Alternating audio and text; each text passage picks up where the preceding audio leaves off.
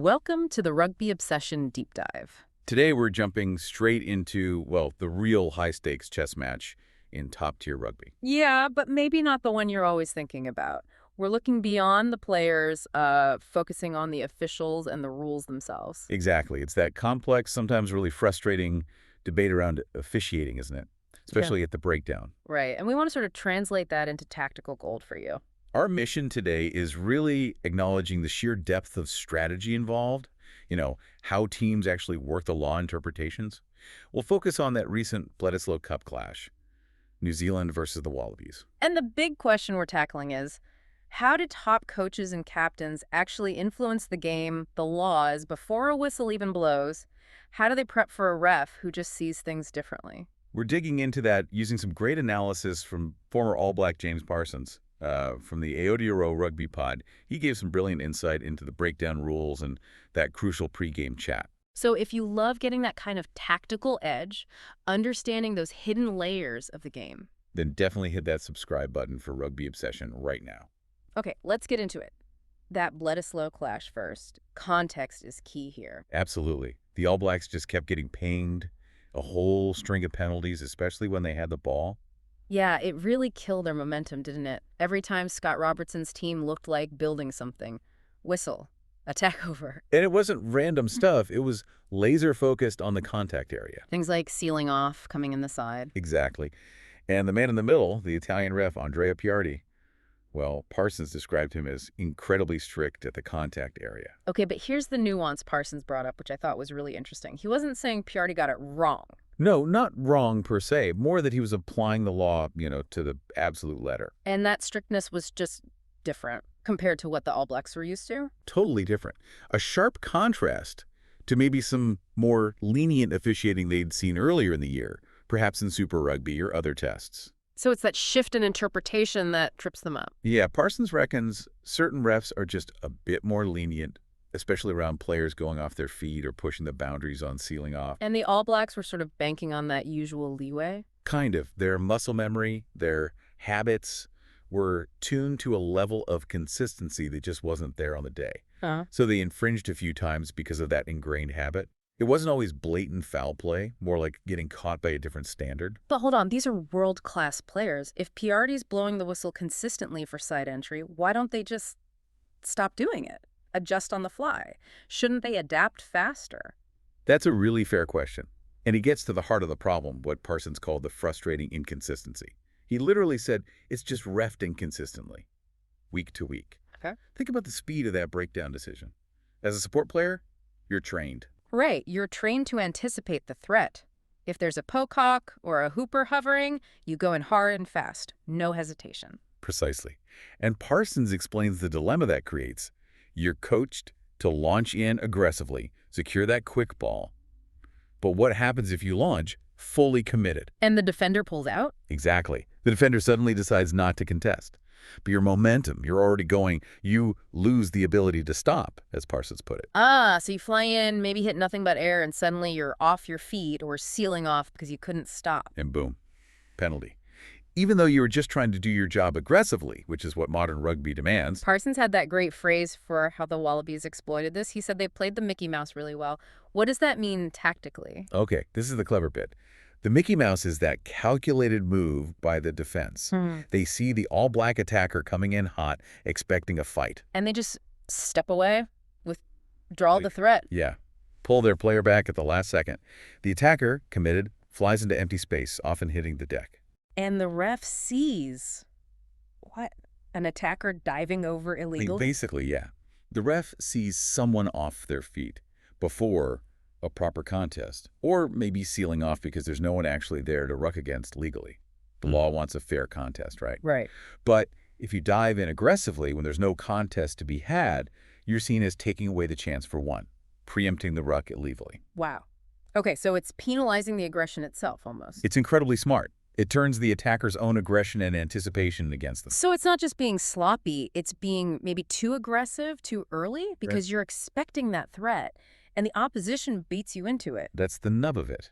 You're penalized for habits that a smart opponent has figured out how to exploit. And Parsons admitted that's really hard to coach out mid-game or even mid-week. Because those habits are so ingrained. He mentioned training with orange bibs. Yeah, simulating those threats like pocock. So that aggressive clear-out becomes almost automatic, reflexive. You just go. Which leads us to the really fascinating part. This wasn't just players reacting, was it? Parsons pointed the finger squarely at the coaching box. He did.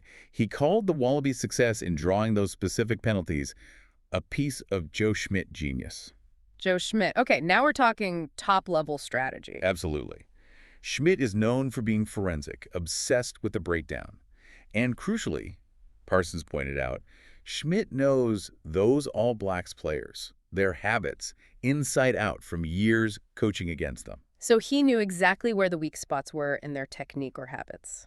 You'd have to assume so. He'd know which players tend to push the limits, maybe go off their feet slightly or come in at a certain angle. But the genius wasn't just spotting it. It was using that pre-match meeting with the referee, wasn't it? Yes, that's the crucial mechanism. Schmidt didn't just coach his players. He subtly coached the referee's focus before kickoff. Parsons called it planting the seeds. How does that actually work? You can't just tell the ref to penalize the other team. No, it's much smarter than that. You go into that meeting, maybe over a coffee, and you have specific clips ready. Short, clear examples. Of the All Blacks infringing. Maybe things that weren't even penalized before. Exactly. You might show Piardi, say, 5 clips of an All Black player entering a ruck slightly from the side or losing their bind quickly. You're not whining, you're illustrating a pattern. So you're highlighting specific potential infringements. Right. You draw the referee's attention to that specific aspect of the law, maybe entry angle, maybe binding. You heighten his awareness, his sensitivity to it. So Piardi goes into the game almost pre-programmed to look extra closely for that particular thing. That's the idea. Parsons said these penalties are normally to do with conversations leading up to the test. Psychological priming, essentially. High-stakes stuff. Parsons gave his own insight from captaining the Blues, too, didn't he?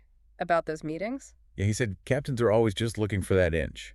You're not expecting the ref to agree to everything, but you put your case forward about what you've seen the opposition do. Hoping something sticks. Maybe. Parsons admitted refs often give you absolutely nothing back directly. They're sharp, but if you raise 6 points, maybe 1 or 2 lodge in their subconscious for when the pressure's on. But the real key, the strategic genius part, isn't just about complaining about the other team, it's understanding the ref himself. That's the vital takeaway. It's about learning the referee's own trends, as Parsons put it. What does this specific referee tend to focus on? What are his pet peeves? And then you adapt your own team's play. Exactly. You learn Piardi's trends, and then you play into that. If you know he hates players off their feet, you make damn sure your clearouts are perfect. Stay bound, stay up. While hoping the opposition may be relying on older habits or assuming more leniency. Trips up on that specific thing the ref is watching like a hawk. You use the ref's interpretation to your advantage. So the referee's individual style becomes just as important to plan for as the opposition's line-out calls. Pretty much. It's like there's a third team out there, the officiating team, and a smart coach targets that variable just as much as the players. It explains why teams can look so disciplined one week and fall apart the next. Same players, different ref, different pregame chat. We really love digging into these tactical battles like the Mickey Mouse defense and Schmidt's prep. If you want more analysis like this, breaking down the hidden game. Make sure you're subscribed to Rugby Obsession. Don't miss out. So let's pull this all together. What this deep dive really shows is that winning in the top level isn't just about being bigger, faster, stronger. Not at all. It's hugely about that strategic side, exploiting the nuances in how the laws are interpreted, leveraging the ref's individual tendencies. And what looked like simple ill discipline from the All Blacks in that game, well, it was often a reaction, wasn't it? A reaction to some very smart, proactive targeting set up by Schmidt. He set the focus for the referee, laid the trap, and the All Blacks, maybe relying too much on past experiences, walked right into it. They didn't adapt quickly enough to Piardi's strictness on the day. Which brings us to a big question for you listening. What's the answer here? Should World Rugby push for absolute uniformity, make every ref officiate the breakdown exactly the same way every single week? Or does that variation, that room for interpretation, actually add a fascinating layer? Does it allow for this kind of strategic gamesmanship, this coaching genius, to actually flourish? Does it make the game richer? What really stands out to you about these tactics? That whole pregame meeting suddenly feels like one of the most critical parts of a test week and something we barely ever hear about. We'd love to hear your thoughts. Absolutely. For more analysis and these kinds of deep dives into rugby strategy, please do subscribe to Rugby Obsession. Thank you for listening to the Rugby Obsession Deep Dive, and we will look forward to you listening to our next episode.